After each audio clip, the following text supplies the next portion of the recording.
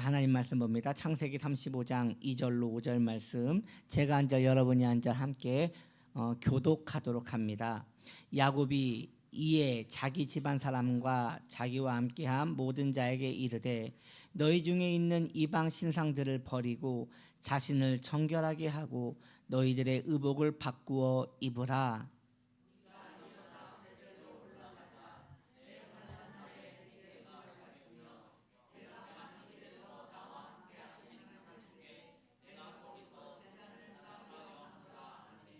그들이 자기 손에 있는 모든 이방 신상들과 자기 귀에 있는 귀고리들을 야곱에게 주는지라.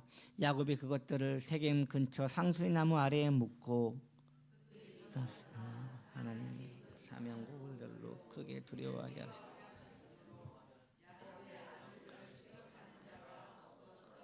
아멘. 오늘은 야곱 시리즈 13번째 시간입니다. 오늘 말씀의 제목은 구원은 성화입니다. 구원은 성화입니다 라는 제목으로 함께 은혜 받기를 원합니다. 오늘 야곱 시리즈 마지막 시간입니다.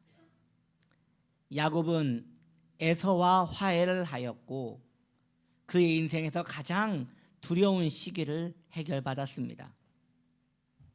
신앙인들에게 있어서 고질적으로 반복되는 오류가 하나 있습니다. 매우 어려운 환경을 은혜로 넘어서게 되면 더 성령 충만하고 더 은혜로운 삶을 살 것 같은데 오히려 그 시기가 지나면 해이해져서 시험에 빠진다는 것입니다. 야곱은 에서와 헤어지고 숫곳이라는 지역에 자리를 잡습니다.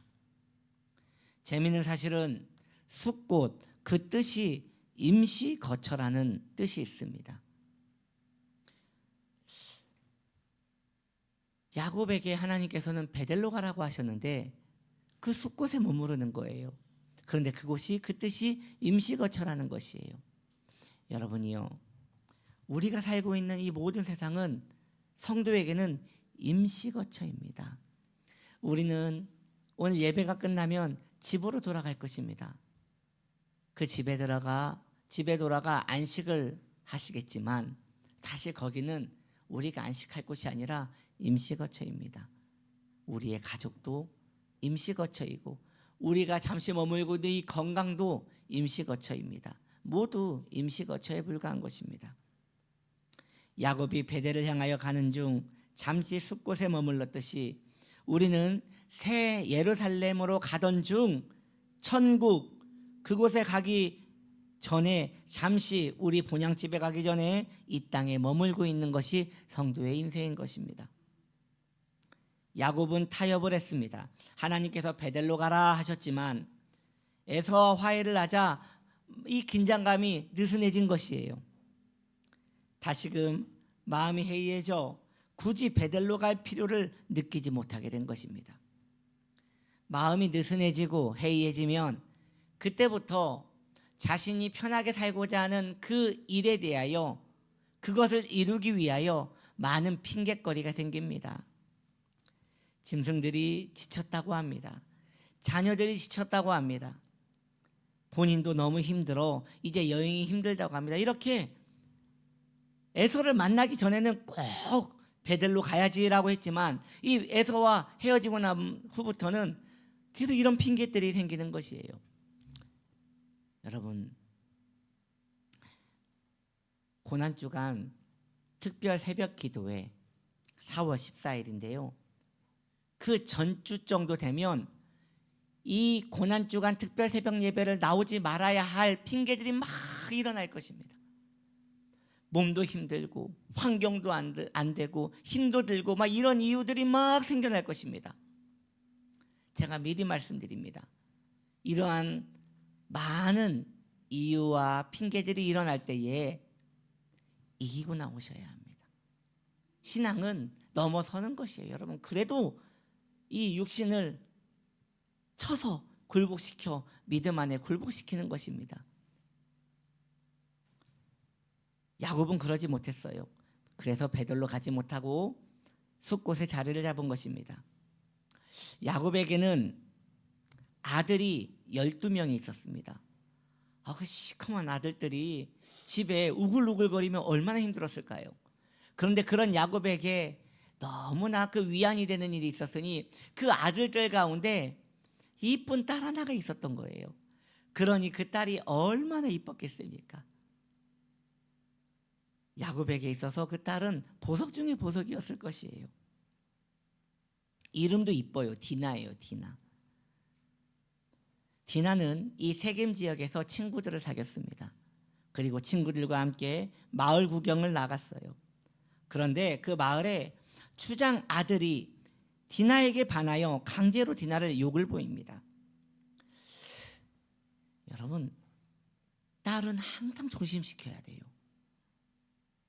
딸에게 너무 자유를 주면 이렇게 큰 일이 언제나 일어날 수 있는 것입니다. 아직 출가하지 않은 그 딸을 가지신 부모님들은 항상 딸들을 조심시켜야 합니다. 절대 외박은 안 됩니다. 어디 나가게 뭐 하면 안 되고, 그 딸들은 항상 보호하고 항상 이렇게 그 살짝 그 억압을 좀 해야 돼요. 이것은 고리타분한 시대적 발상이 아닙니다. 인생을 사는 지혜인 것입니다. 에서와 헤어진 후 야곱의 신앙생활이 해이해져서 이렇게 디나를 함부로 하여서 그 아이가 이렇게 큰 일을 당한 것이죠. 그럼 아들들은 괜찮으냐? 아니, 아들들도 조심해야죠. 딸이든 아들이든 가정에서 그 단속을 잘하여 그 악한 일에 빠지지 않도록 해야 합니다. 이런 일이 일어나 버리면 그 다음에 수습이 안 되는 것이에요. 이 끔찍한 사건 후에 세겜 추장의 아들은 디나와 정식으로 결혼을 하겠다면서 청혼을 합니다. 야곱은 디나의 그 끔찍한 사건 앞에 뭔가 일을 하지 않고 그저 그의 아들들이 돌아오기를만을 기다립니다. 아마도 그 아들들이 그 유목민이니까 양들을 데리고 멀리 나갔다가 그 아들들이 없는 그 시간에 그런 일이 있었던 것 같아요. 이제 야곱의 아들들이 돌아왔고 그 일에 가장 분개했던 사람은 시므온과 레위입니다. 그들은 세겜 추장을 만나서 세겜 민족이 할례를 받아야 이 결혼을 허락해 주겠다고 합니다. 이건 하나의 계략이었죠. 아주 민족 살상을 하려는 아주 큰 계략이었습니다. 그때에도 야곱은 아무런 반응이 없습니다. 여러분, 할례가 무엇입니까? 할례는 하나님과 그의 백성의 언약입니다. 아무나 받을 수 있는 것이 아니에요. 하나님이 택정하신 그 백성들만 받을 수 있는 것이에요. 그래서 오늘날 할례는 무엇으로 이해를 하면 되냐면 침례하고 같은 것이에요. 할례는 침례 같은 것이에요. 그 거룩한 의식을 복수를 위하여 시므온과 레위는 사용한 것입니다. 이 엄청난 일을, 그 위험한 일을 한 것이에요. 이건 신앙인이 아니죠. 그런데 야곱을 보십시오. 그 모든 것을 보고도 가만히 있습니다. 야, 할례가 그렇게 쓰라고 있는 것이냐라고 혼을 내야 하잖아요. 가만히 있습니다. 그렇게 세겜의 남성들이 할례를 받고 3일째 되는 날 가장 고통스러운 시간에 시므온과 레위는 드디어 대살육을 벌입니다. 그리고 살육만 한 것이 아닙니다. 약탈까지 합니다. 그 남성들을 모두 죽인 후에 그 여인과 아이들을 다 데리고 포로로 삼은 것이에요. 그리고 집마다 들어가서 다 약탈을 한 것이에요. 우리는 야곱의 그 가정에서 야곱의 그 자녀들 그 행사 속에서 하나님의 백성의 면모를 단 하나도 발견할 수 없는 것입니다. 야곱은 그 아들들이 그 엄청난 일을 저지른 후에 그 다음에 일어나서 드디어 말을 하기 시작합니다. 책망을 하기 시작합니다. 근데 책망의 내용이 좀 이상해요. 정상적인 신앙인의 아버지라면 너희가 그러고도 하나님의 사람들이냐, 이게 뭐냐, 어디에서 포로를 잡아오느냐, 빨리 풀어주어라. 사람을 죽인 것도 이게 보통 일이 아닌데 너희들이 그러고도 하나님의 백성이라 할 수 있겠느냐, 뭐 이렇게 책망이 나가야 하지 않겠습니까? 그런데 뭐라고 책망한 줄 아십니까? 너희 일로 인하여 세겜의 동맹국들이 모여가지고 우리를 치면 어찌하려고 그러느냐, 이제 이 보복을 어찌하겠느냐, 이런 걸로 걱정을 하는 겁니다. 뭔가 핀트가 계속 벗어나는 거예요. 신앙에서 벗어나니까 그 핀트, 걱정과 이 모든 것들이 핀트가 벗어나서 하나님과 멀어지는 일들을 하는 것이에요. 신앙이 나태해지고 해이해지고 깊은 침체 속에 빠지면 성도라 할지라도 오직 자기 자신만 보이는 이기주의자가 됩니다. 고사성어에 사면초가라는 말이 있습니다. 고립되어 절망적인 상황 가운데 빠졌다는 것이지요. 야곱이 지금 그 상황에 처하게 된 것이에요. 더 이상한 게 뭔지 아십니까? 이 정도 됐으면 야곱이 하나님 어디 계십니까 하고 하나님을 찾아야 할 거 아닙니까? 하나님을 찾지 않아요. 그 지경까지 이르렀는데도 자녀들이 엄청난 살인을 저지르고 딸이 그런 무서운 일에 빠졌음에도 불구하고 야곱이 하나님을 찾지 않습니다. 오히려 자신이 의지하던 아들들이 더 큰 문제를 일으키자 절망에 빠져 두려움에 떨게 되는 것입니다. 우리 권사님들 이 이야기를 좀 잘 들으셔야 합니다. 저는 우리 권사님들을 많이 모셔봤잖아요. 권사님들이요, 은혜에서 떨어지고 신앙에서 멀어지면 독특한 특성 하나를 나타냅니다. 자녀들을 의지해요. 하나님 의지하지 않고 그때부터 모든 것을 자녀에게 의지해요. 여러분, 우리 권사님들은 일평생 하나님께 헌신하여 살아왔던 분들 아닙니까? 마지막까지 하나님을 의지하십시오. 그러셔야 합니다. 그렇지 않으면 야곱처럼 추한 꼴을 당하게 되는 것이에요. 야곱이 신앙에서 멀어지자 이제 하나님 보이지 않고 든든한 아들들을 의지하게 되는 것이에요. 그런데 어떻게 됐습니까? 결국 더 추한 일들이 일어나게 되는 것입니다. 그리고 이 지경이 됐는데도 하나님을 찾지 않아요. 왜 그런 줄 아십니까? 하나님을 늘 찾던 사람이 하나님을 찾는 것이지, 하나님을 찾지 않던 사람들은 갑자기 하나님을 찾는 일은 없습니다. 늘 기도하던 사람이 위험할 때에도 기도를 하게 되는 것이지, 평상시 기도하지 않던 사람들은 위험에 빠져도 기도하지 않는 것입니다. 누군가는 이렇게 말합니다. 사실 저도 그렇게 생각했어요. 신앙인이 위험에 빠지면 하나님을 찾는다고요. 여러분, 야곱은 참 신앙인이었습니다. 그러나 오랜 시간 그의 신앙이 나태해지고 하나님을 떠나 있자 하나님을 찾지 않습니다. 이런 고난을 만날 때에 자연인과 별반 다를 바가 없는 것이에요. 그러나 이번에도 말이죠, 하나님이 먼저 야곱을 찾아오십니다. 하나님 먼저 찾아오세요. 두려워서 떨고 있는 야곱에게 찾아오셔서, 야곱아, 이스라엘아, 숫곳으로 가지 말고 내가 베델로 가라 하지 않았니? 라고 하면서 다시 그가 가야 할 행로를 정해주십니다. 성도가 길을 잃을 때 주의 성령께서 주의 백성에게 길을 열어주시는 것입니다. 항상 그래 왔습니다. 그래서 여러분, 신앙인이 자기 힘으로 신앙생활 잘하는 것 같지만 절대 아닙니다. 항상 때마다 일마다 하나님께서 그에게 길을 열어주셨던 것이에요. 그런데 신기한 일이 일어납니다. 침체 속에 깊이 빠져있던 야곱이 하나님의 음성을 듣자마자 갑자기 정신을 차립니다. 그러더니 그가 나아갈 방향을 다시 찾습니다. 이것이 성도의 특징입니다.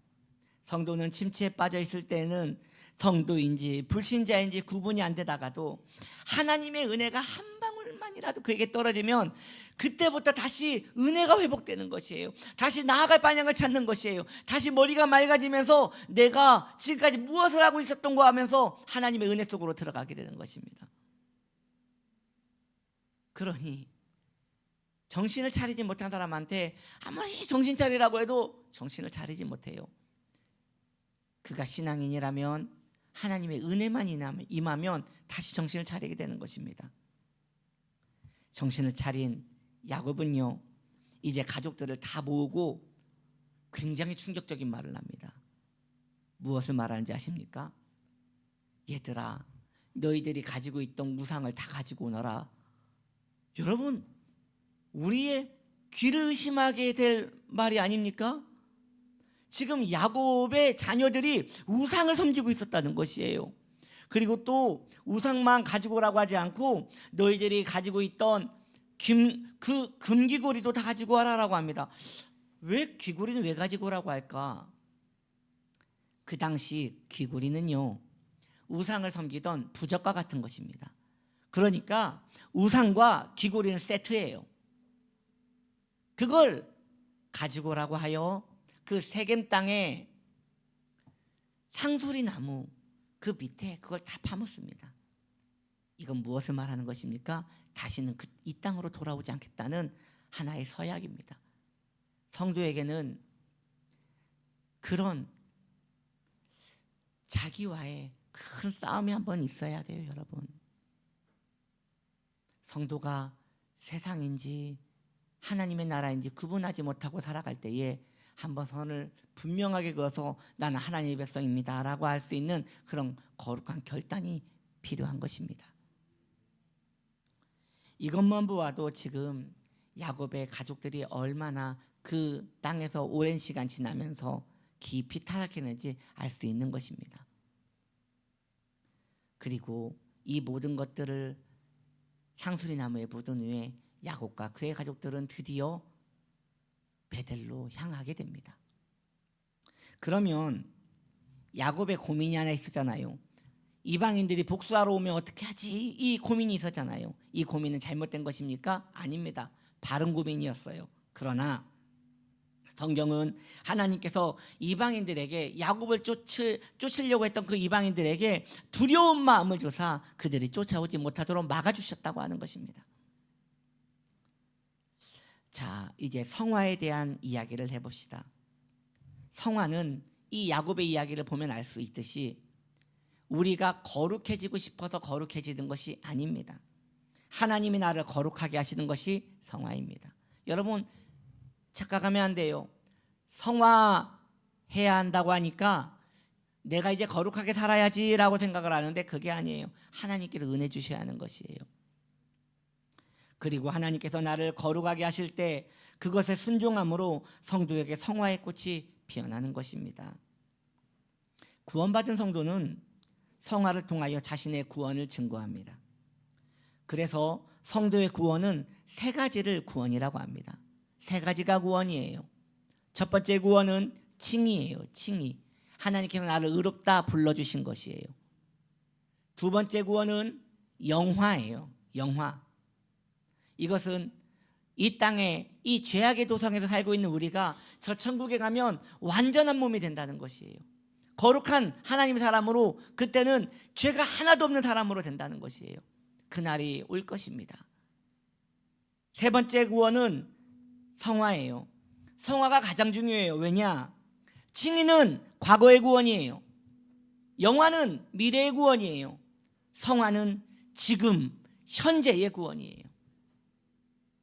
더 중요한 사실은 현재 성화의 삶이 계속되어져야 칭의의 구원도 영화의 구원도 그 구원이 진짜임을 증거하게 된다는 것입니다.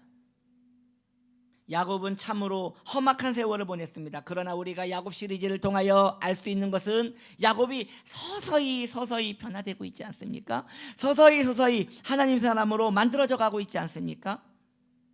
그러므로 성도의 인생의 목표는 무엇을 먹을까 무엇을 입을까가 아니라 성도의 최종 목표는 성화가 되는 것이어야 합니다. 왜 성도의 목표가 성화여야 할까요? 물질은 결국 사라질 것입니다. 가족도 슬프지만 사라질 것입니다. 건강도 사라지고요. 젊음도 사라질 것입니다. 인생에 우리가 목표로 두고 살아갈 것들은 다 사라질 것입니다. 모두 사라질 것이니 그러므로 사라지지 않을 목적을 두고 살아갑시다. 바로 성화입니다. 눈에 보이지 않지만 주를 위하여 살아가는 경건한 삶, 이 성화는 영원토록 성도의 기업이 되는 것입니다.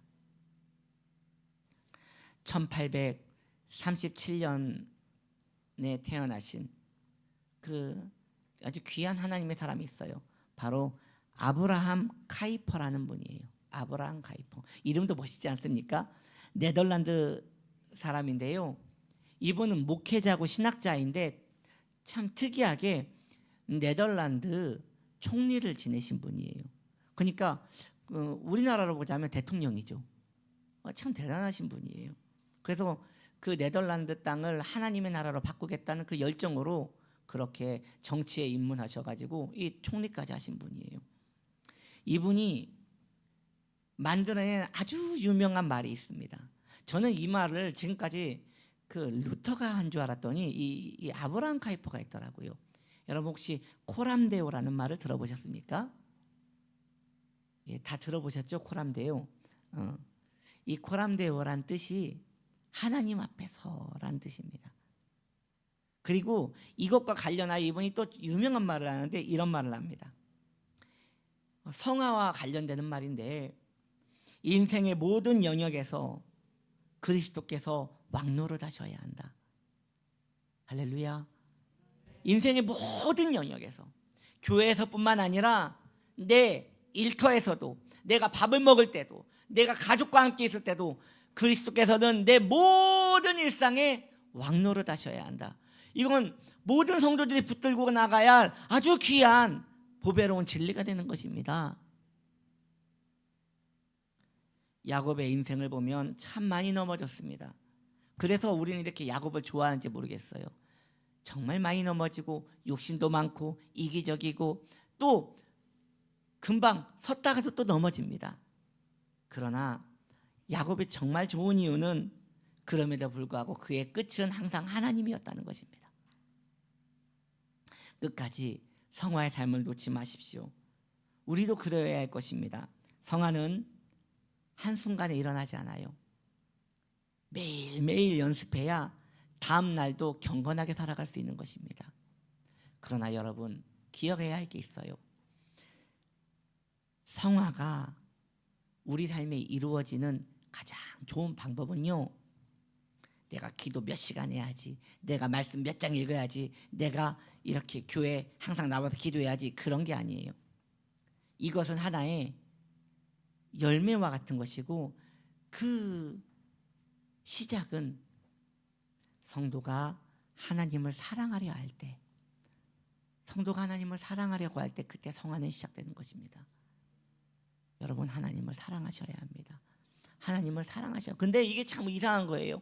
여러분 사랑이 노력으로 되는 것입니까? 아니잖아요.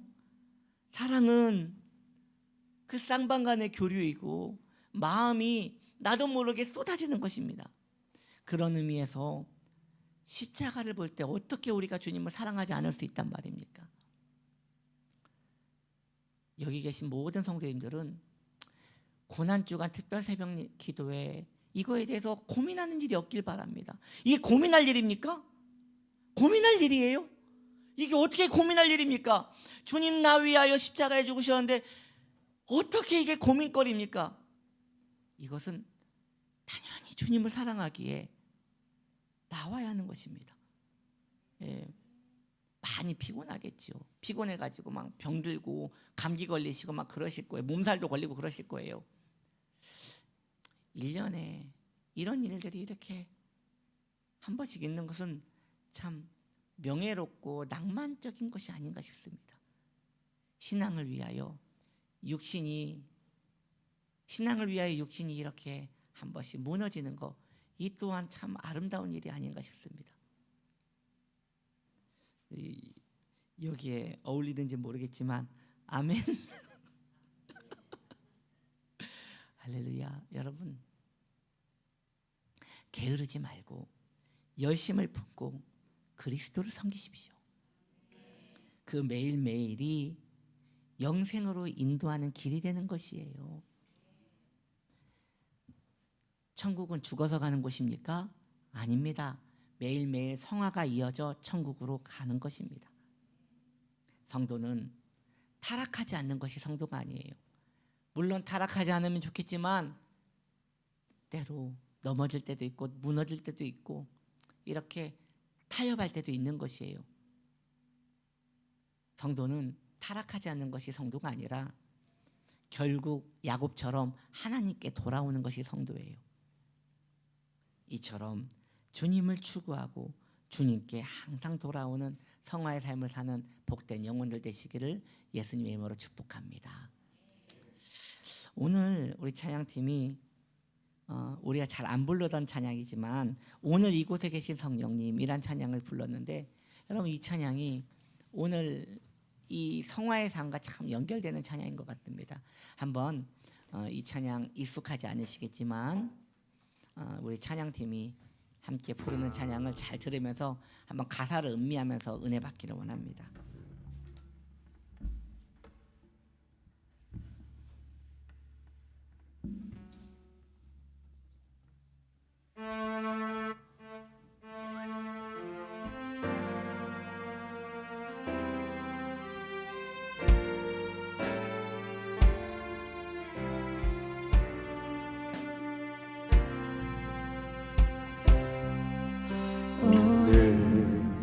이곳에 계신 성령님, 우리에게 말씀하시고 우리 가르치소서. 같이 우리 맘 열어주시고 주의 빛으로 밝혀 우리를 인도하소서.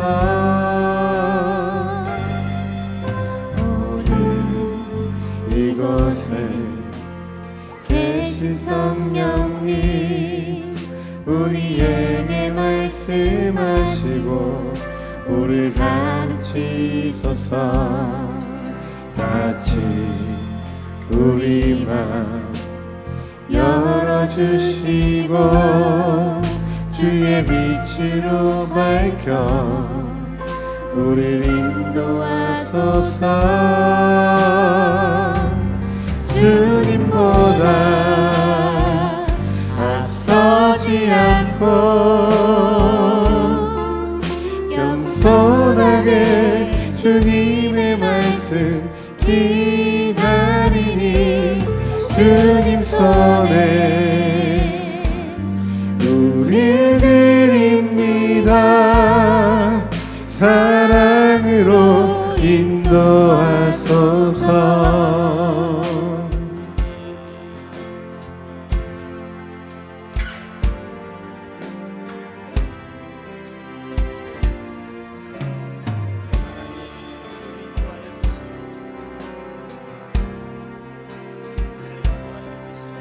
오늘 이곳에 계신 성령님, 우리에게 말씀하시고 우리 가르치소서.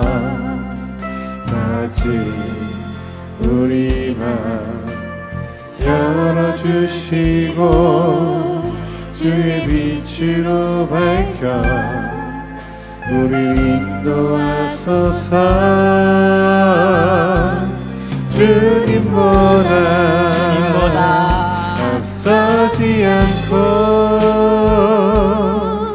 겸손하게 주님의 말씀 기다리니 주님 손에 우릴 드립니다.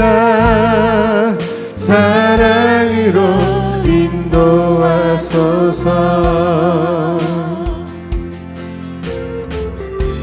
창조하신 모습 떠난 우리를 예수님답게 하옵소서.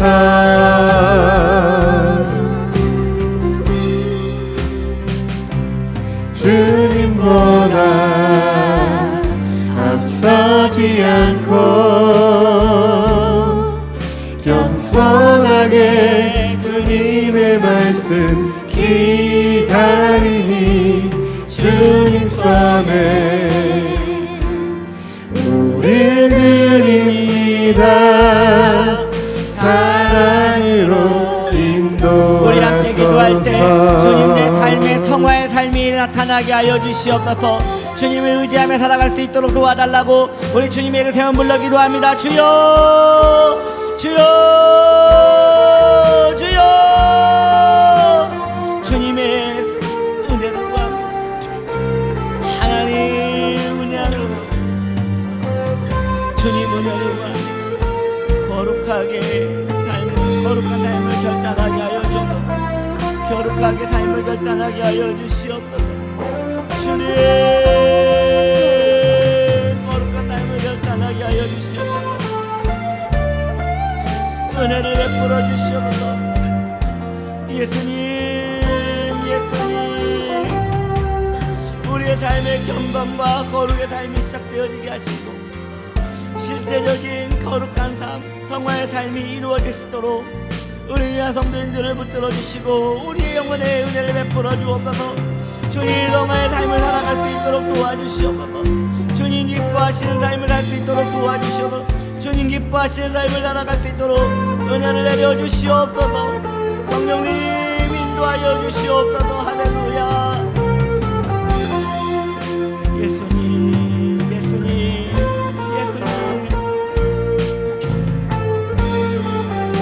창조하신 모습 떠난 우리를 창조하신 모습 떠난 우리를 창조하신 모습 떠난 우리를 예수님과 함께 한 번 더요. 창조하신 모습 떠난 우리를 창조하신 모습 떠난 우리를 예수님과 함께 하옵소서.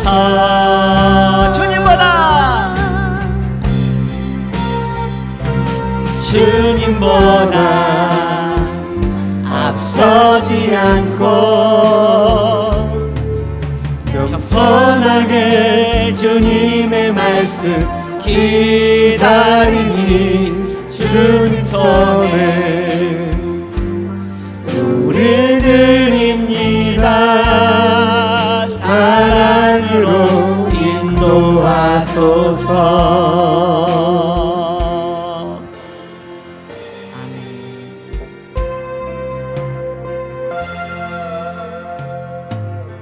하나님 아버지 감사합니다. 우리의 삶에 성화의 삶이 시작되었습니다. 우리의 결국이 하나님이길 원합니다. 우리의 결국이 날 사랑하시던 그 십자가이길 원합니다.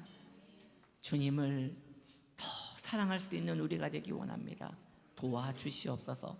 받은 바 은혜 감사히 하나님께 예물을 드립니다. 우리 귀한 성도님들에게 복을 주시며 형통한 삶을 허락하여 주시고 주의 은혜의 손으로 꽉 붙들어 주시옵소서. 이 시간 병든 자리에 우리의 믿음의 손을 올려놓읍시다. 주님이 고쳐주실 것입니다. 내가 존귀하신 우리 주 예수님의 이름으로 명하노니 마음이 새롭게 될지어다. 병든 몸은 나음을 받을지어다. 뼈와 근육은 강건하게 될지어다. 심장이 강건케 될지어다. 위장기관이 강건하게 될지어다. 면역력이 좋아질지어다. 머리발까지 새롭게 됨을 얻을지어다. 주께서 소망으로 충만케 하여 주시옵소서. 주님의 은혜에 감사드리며 예수님의 이름으로 기도드립니다. 아멘. 자, 다 같이 일어나셔서 우리는 움직이는 주의 교회 함께 찬양합시다.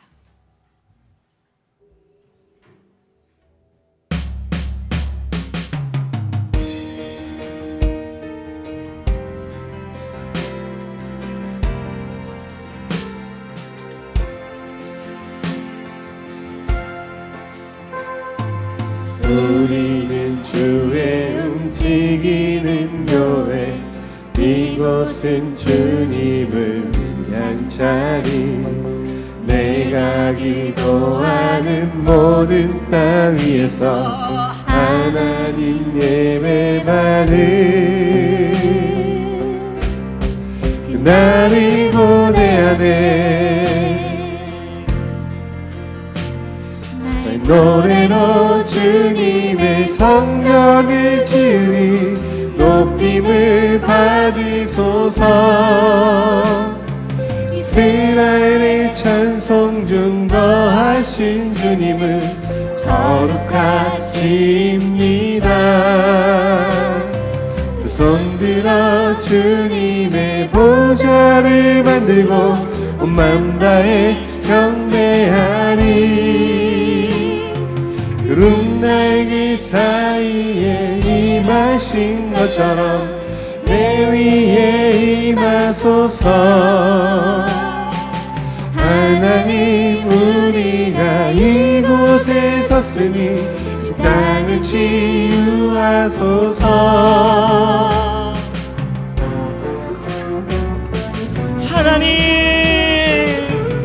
하나님 우리가 이곳에 섰으니 이 땅을 치유하소서.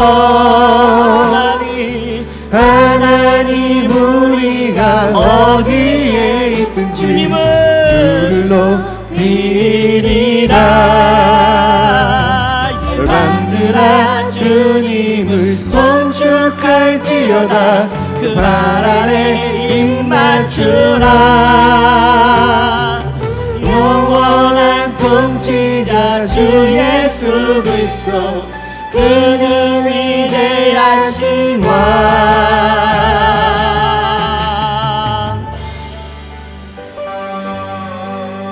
지금은 우리 구주 예수 그리스도의 은혜와 하나님 아버지 넘치는 사랑하심과 성령 하나님 내주교통 인도구 하심이 이제 성화의 구원을 통하여 매일매일 구원을 이루기를 원하는 복된 성도인들의 그 영혼에, 그 삶에, 가정과 기업과 자녀 위에 지금부터 영원토록 함께 하시길 간절히 축원드리옵나이다. 아멘.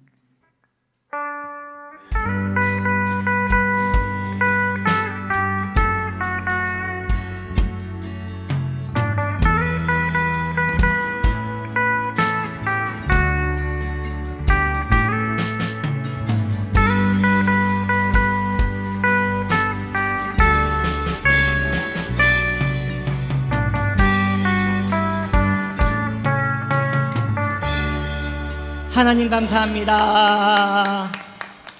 예, 자리에 앉아주시기 바랍니다.